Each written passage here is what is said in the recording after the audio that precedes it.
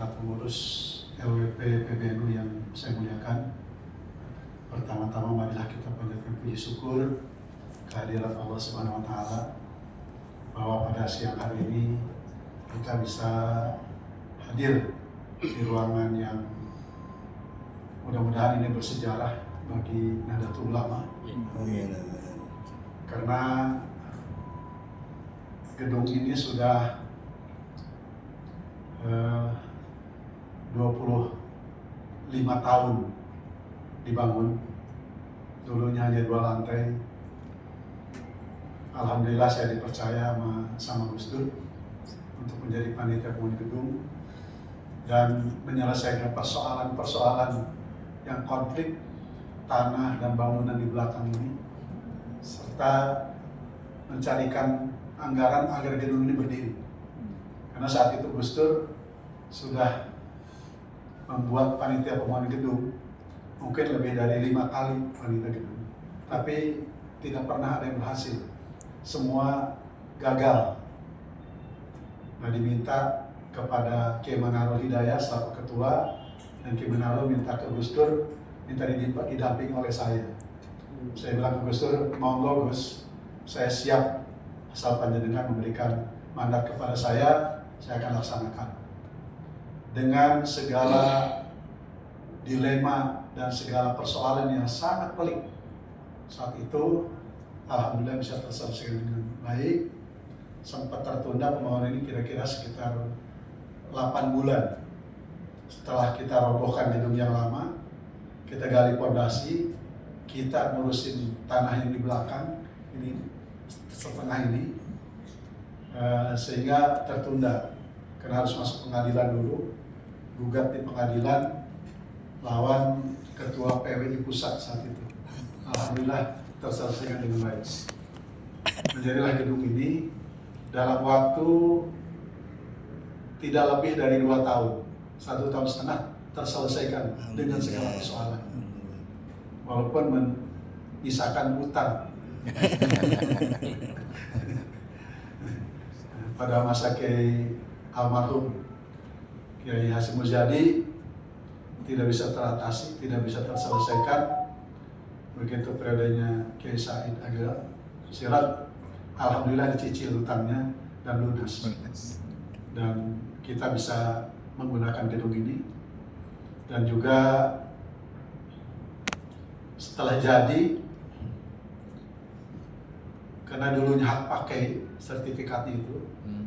Hak pakai. Mas Dawam sini, Mas Dawam. Sini. Karena dulunya sertifikatnya hak pakai itu berarti kita tidak bayar PBB, pajak bumi dan bangunan. Sehingga setiap tahun kita gratis.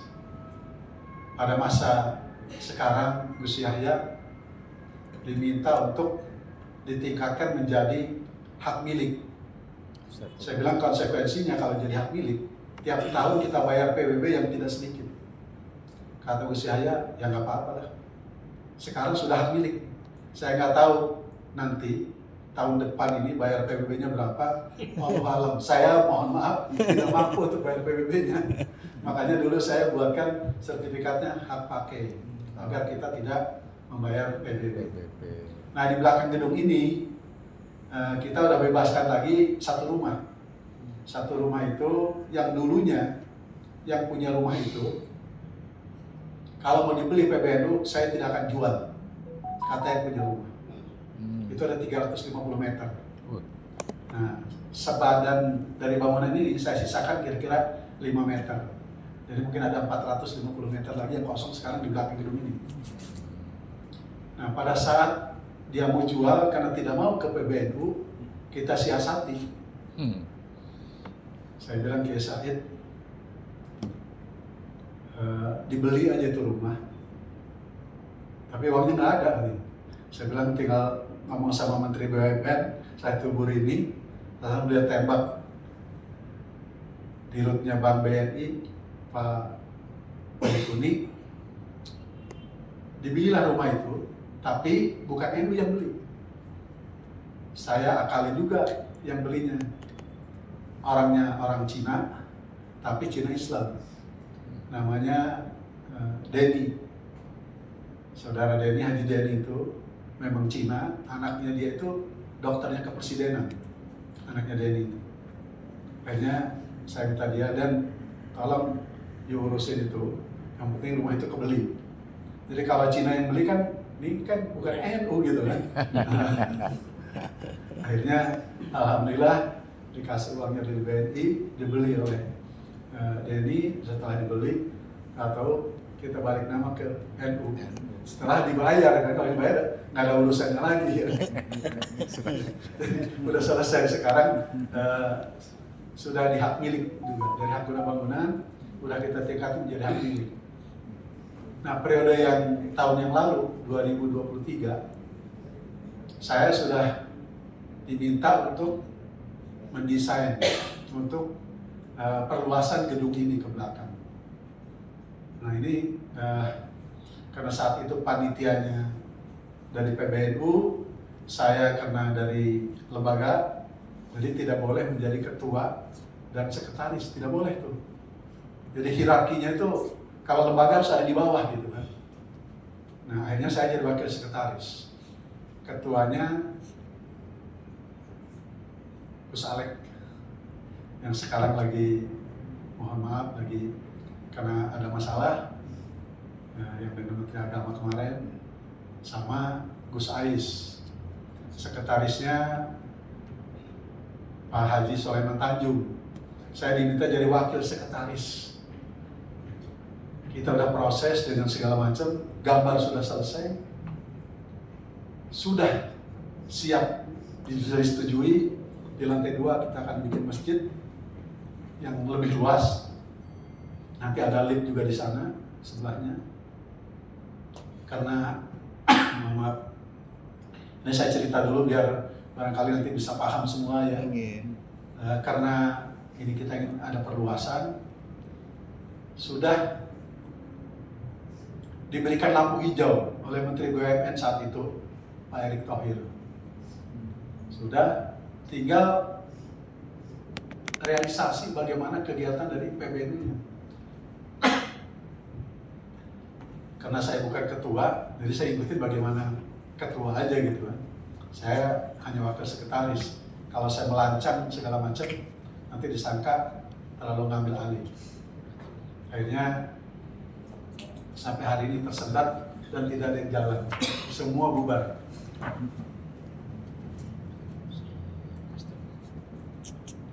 Insya Allah ke depan, kalau diberikan umur panjang dan PBNU-nya islah dengan baik, mudah-mudahan kita doakan NU-nya tidak ribut lagi. Amin, amin. Karena kita selaku pengurus di lembaga merasa prihatin dengan kejadian akhir tahun kemarin, sehingga sampai hari ini walaupun di luaran sudah dinyatakan islah, tetapi di dalam rasanya belum sepenuhnya islah gitu. Ini ya mohon maaf, ini saya lancang nih saya nyampaikan ini untuk intern kita saja ya, bukan keluar. Sehingga saya minggu yang lalu dengan Mas Anas, dengan yang lain lapor ke Ketum juga.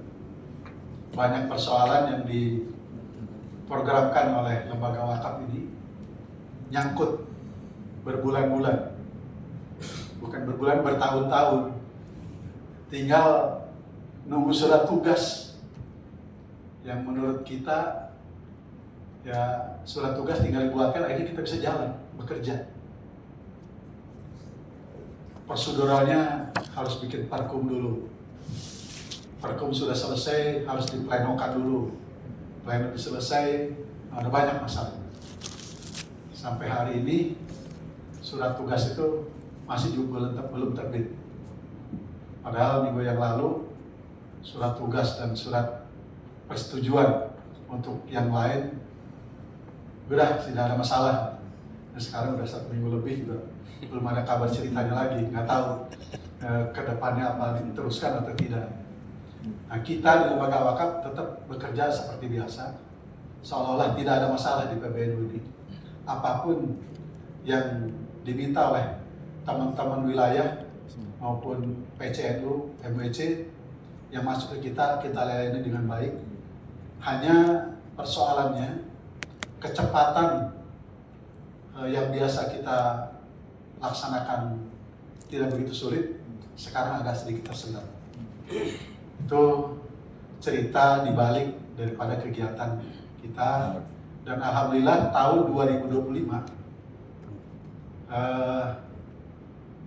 sertifikat yang sudah terselesaikan menjadi sertifikat wakaf Nahdlatul Ulama.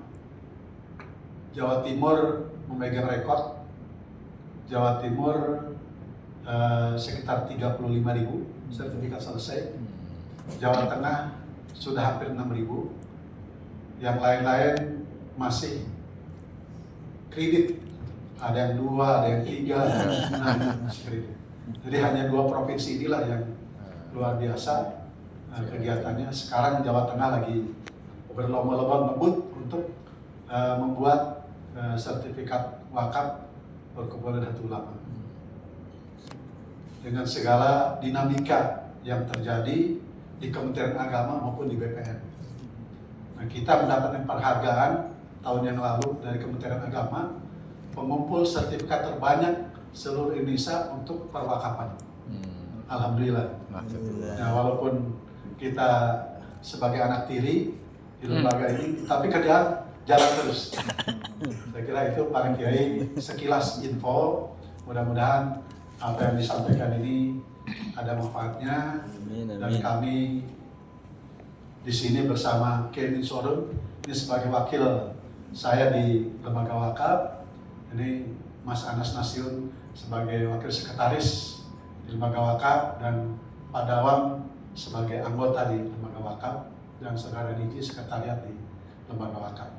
Yang lainnya pengurus kita kurang lebih dari 15 orang, tetapi berada di luar kota dan yang di Jakarta hanya ya segelintir saja. Ya. Tapi walaupun yang bekerja hanya segelintir, tetapi manfaatnya sudah dirasakan oleh Nahdien, insya Allah. Amin, amin, amin. Demikian barangkali selaku pembuka, mudah-mudahan ada manfaatnya. Kurang lebihnya saya mohon maaf. Allahumma muwaffiq ila aqwamit thoriq. Wassalamualaikum warahmatullahi wabarakatuh. Waalaikumsalam.